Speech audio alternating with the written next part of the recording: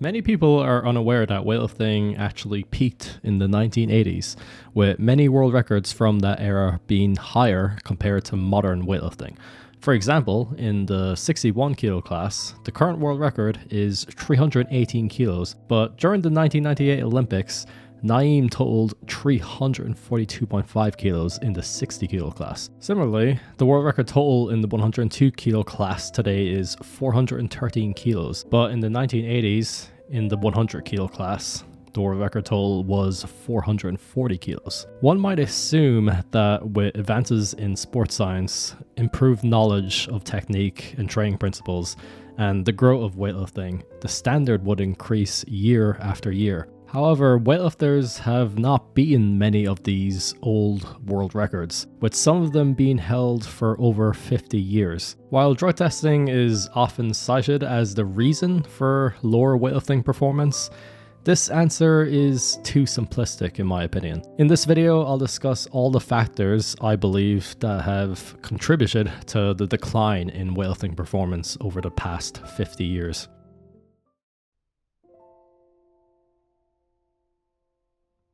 Now, this is the first reason that people usually say. Now, don't get me wrong, this is definitely a cause for why weightlifting numbers are lower, but the explanation is just too simple, I think. Remember, it's not the case that every lifter around the world is subjected to the same level of drug testing. A lifter in the US gets tested far more often than a lifter in Romania, for example. A lifter in Romania gets tested more often than a lifter in China. Also, some lifters around the world don't get tested at all. No matter how good drug testing gets, you can always bribe your way out of testing.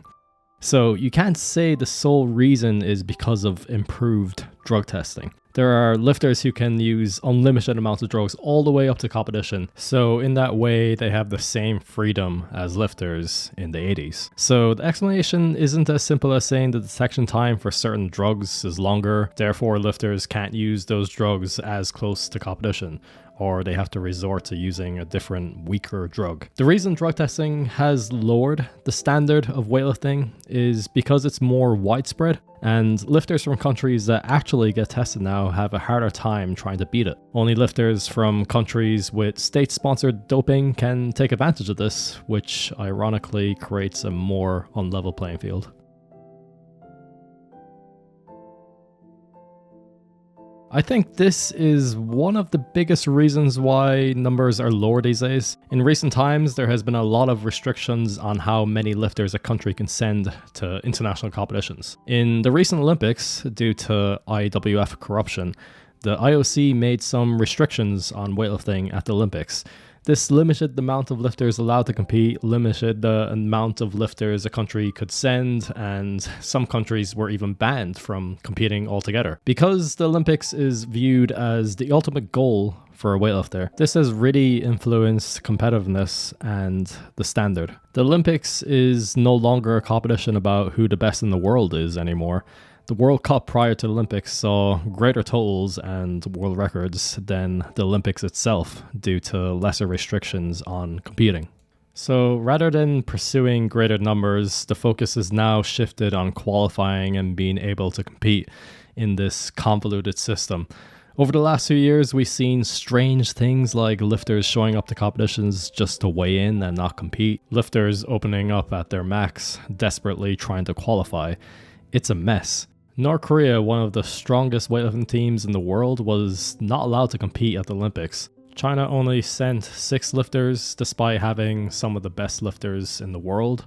The world record holder in the 73 kilo class wasn't selected to compete. The punishment for positive doping tests are far harsher these days, with entire countries being banned from competing for multiple years. Countries like Kazakhstan and Egypt, with all its talent, was banned from competing. Things like this can have a long-term effect, and this is one of the reasons why strong weightlifting nations come and go. If a country can only send a few lifters to international competitions, then surely this means they aren't going to invest as much time and money into developing their teams. If you're a lifter in China, where is the motivation to compete? when in order to go to an international competition, you have to beat the best lifter in the world. Let's assume in order to qualify for an international competition, the only criteria were that you had to be in the top 10 in the world to compete in the A class. If a country happened to have 5 lifters in the top 10, then they could send them to that competition. This would raise the standard, and in my opinion, an international competition should be a competition about who the best in the world is, not a way to represent the world or whatever.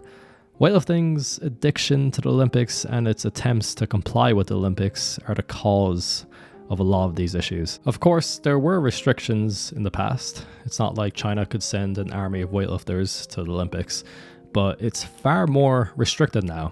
And I believe this is having a huge influence on the standard.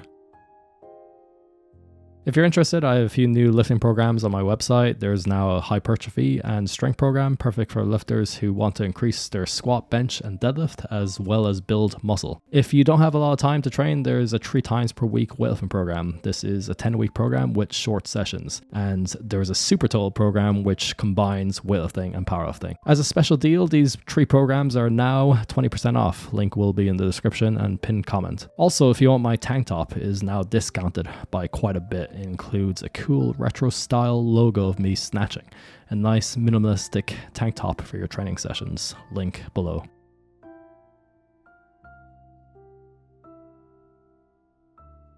Weightlifting weight classes have changed multiple times in a strange attempt to address doping issues. This has had a big influence on the lifting standard in multiple ways. Whenever the weight classes are changed, it resets the world records. The world records from the 80s were not carried over to the new weight classes. The world record snatch in the 90 kilo class was 195.5 kilos, but the world record in the 96 kilo class today, despite being 6 kilos heavier, is 187 kilos. Every time the weight classes are changed, new world standards are set that are lower than the previous world records. This is strange. It's like changing the 100-meter race to 98 meters and resetting the world record to 9.8 seconds. It's just become normalized in weightlifting these days, and everyone forgets about the true world records. This, of course, lowers the standard. Lifters aren't incentivized to break the old world records. Lifters grew up and are surrounded by weaker performances and lower standards, forgetting about what is truly possible and what lifters have lifted in the past. Clean and jerking 240 kilos at 100 kilos body weight is seen as impossible these days, but in the past, multiple lifters made that happen. In the past few years, due to doping scandals, lots of strange things have happened regarding weight classes. There are restrictions on the number of weight classes allowed. There's now Olympic and non-Olympic weight classes, and these have been switched. This constant switching of weight classes and changing of Olympic weight classes is horrible for lifters. Changing a weight class or bulking up to a weight class that you haven't adapted to will surely lower the performances and standard. It's truly a mess. Even for someone who's been following weightlifting for many years, I find it difficult to keep up with what's happening, and I often get confused why certain high-level lifters aren't competing. It's really annoying trying to keep up, and I mean, without a competitive environment, lifters don't push each other to lift more and more, so the overall standard just suffers as a result. I don't want to follow all this boring stuff. I just want to see strong lifters compete. I mean, surely this has an impact on the popularity of weightlifting.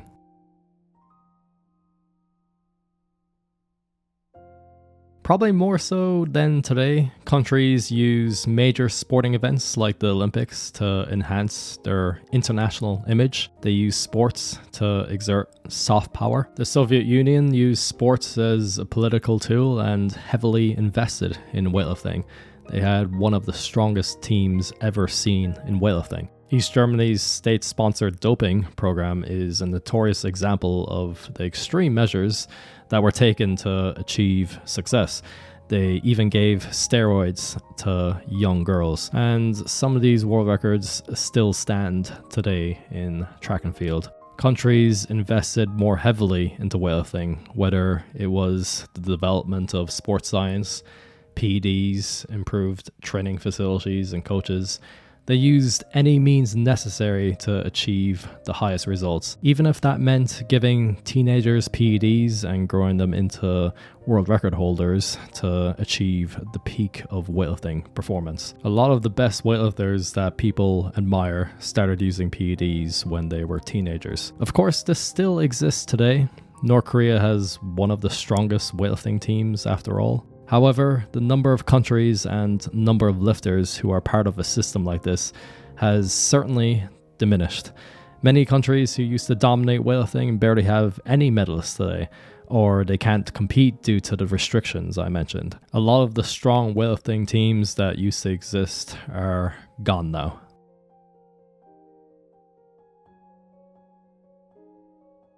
I believe the drug culture and training culture back then was a bit more hardcore than it is today. These days, it's uncommon to hear about lifters adhering to the same training programs as lifters in the past. If you watch the documentary, The Bulgarian School of Weightlifting, you'll get to see how hellish and brutal the training was back then. Lifters training 3 times per day, maxing out very often, and reports of ridiculous amounts of PEDs. Also, the training environment these lifters grew up in doesn't compare to today. When you're surrounded by amazing lifters, the standard rises more and more as everyone is driven to keep up and surpass their teammates. I do question whether this is a good answer though, because of the principle of diminishing returns. Just because you increase PED use doesn't mean you'll keep adding kilos onto your snatch and clean and jerk. In fact, it can have negative returns, and a smaller dose of PEDs will actually lead to better performances. Weightlifting PED doses are closer to some track and field events than comparing it with bodybuilding doses. And of course, the same principle applies to training. There's a limit to how hard you can train, and when you're an elite athlete, it becomes more and more difficult to find the optimal dose of training. Perhaps it's just a change in culture and ideals in general. Weightlifting wasn't a hobby like it is today. Health and well-being are prioritized today. This kind of hardcore training culture doesn't really exist anymore. Long-term performance is prioritized. Probably more so than today. Lifters dedicated their life to weightlifting and saw it as the only means to escape poverty. It was their life and there were no other prospects in life. The singular focus combined with the high world records and how competitive it was likely fueled their motivation and drove them to raise the bar more and more.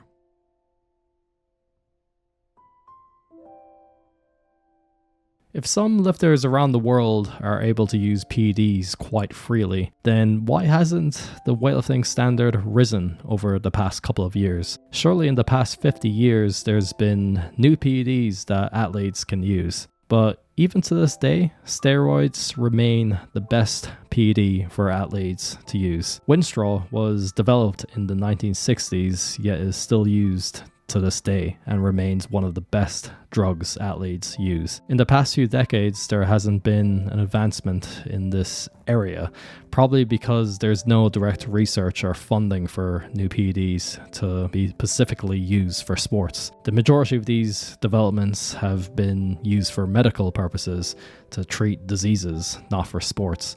Peptides, SARMs, etc. don't even compare to steroids. To make things worse, the quality and availability of these drugs has diminished in the past few decades. Athletes and bodybuilders could easily get their hands on pharmaceutical-grade drugs, but these days they have to rely on the black market and have to deal with counterfeit drugs, false labeling, and PEDs being swapped with other PEDs. Laws have hindered the production of high-quality PEDs. So in some ways, PEDs were actually better in the 80s.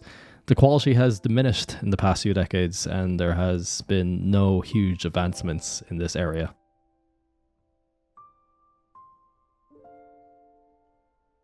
Of course, there is a limit to performance. It's not like a human can clean and jerk 300 kilos. That's impossible unless there's an advancement with PEDs. No human is going to run 100 meters in 8 seconds, so there's a limit on what athletes can achieve. Perhaps the limit to performance with the current strongest PEDs was reached back in the 80s, and now we're just seeing lifters trying to hit that level once again. Like PEDs, perhaps advancements of training methods and understanding of technique didn't actually make much of a difference in the past few decades. Maybe the most important training principles were implemented back then, and further research into sports science barely leads to greater results in performance. Perhaps weightlifting simply reached its limit in the 80s. Going slightly beyond that is possible.